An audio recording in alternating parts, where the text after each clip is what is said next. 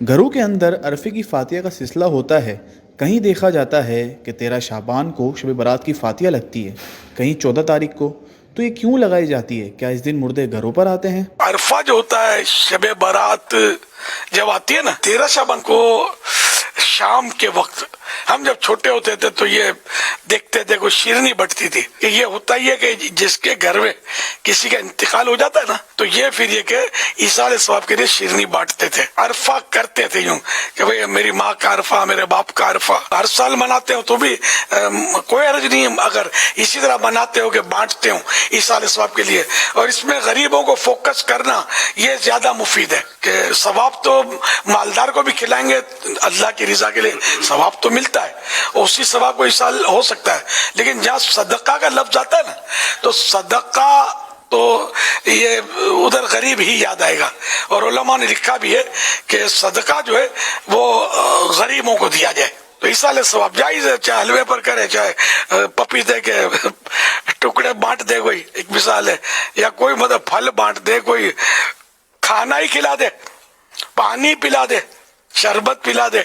इस साल सवाब तो हर पाकीज़ा चीज पर हो सकता है, कपड़े किसी को पहना दे। मुर्दा ईद फिर किसको कहते थे हमारे यहाँ कि मुर्दों की ईद। और फिर कई ऐसे घरों को भी देखा गया है कि जैसे कि मुर्दे की ईद के नाम पर तो फिर वो कपड़े लाते थे, और कपड़े ला के जैसे कि ये जो हमारे जो मरहूम थे ना, ये इस तरह के कपड़े पहनते थे, तो ईद के तौर पर वो कपड़े ईदी के तौर पर, ये मुर्दा ईद के तौर पर दिए जाएँ। तो इसके बारे में आप क्या फरमाते हैं?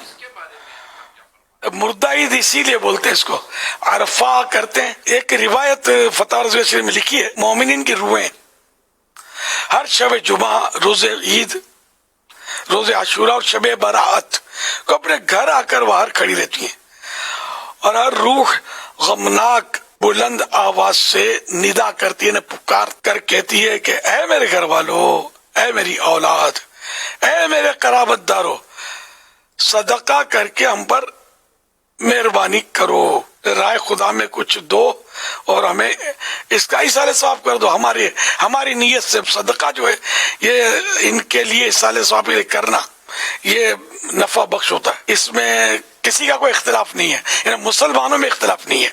इसाले सवाब के लिए मैयत की तरफ से खैरात सदकात करना, सहाबा किराम अलैहिम रिदवान के लिए तो ये इनमें तो ये मामूल था कि जब किसी का इंतकाल हो जाता 7 दिन तक मुसलसल इसाले सवाब के लिए खाना खिलाते थे उस मैयत की तरफ से। हर वो काम जिसका आप तुम बोलोगे कौन सी हदीस में लिखा सरकार ने सल्लल्लाहु अलैहि वसल्लम ने कब बांटा, तो फिर मैं कहूंगा कि सरकार सल्लल्लाहु अलैहि वसल्लम के तो बहुत सारे ऐसे मामलात हैं जो उस वक्त थे, और अब वो अंदाज तब्दील हुआ, तो अब क्या कहेंगे आप। तो सरकार सल्लल्लाहु अलैहि वसल्लम जिस काम से मना नहीं फरमाया, अल्लाह और रसूल ने जिस काम से मना नहीं फरमाया वो जायज होता है, वरना तो आप कदम भी नहीं उठा सकते।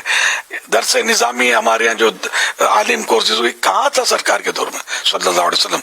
मस्जिद नबी शरीफ भी मौजूदा अंदाज पर नहीं थे, अब तो अरबों रुपए का सोना लटका हुआ है मस्जिद नबी शरीफ में, ये कहाँ था पहले।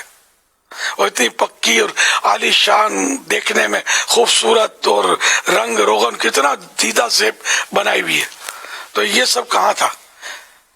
मदरसे इमारतें कहाँ थी, कुरान करीम छपा हुआ कहाँ था, माइक पर अजानें कहाँ होती थी, माइक पर खुतबे कहाँ होते थे, माइक पर नमाजें कहाँ पढ़ी जाती थी। तो ये हजारों बातें ऐसी जो दौरे रिसालत में आप सल्लल्लाहु अलैहि वसल्लम में नहीं थी। तो यूं मतलब ये कि जो भी ऐसी चीज के जो शरीयत से नहीं टकराती है वो तो एक आम सा उसूल है कि जायज है, वरना तो आदमी कदम में नहीं उठा सकता।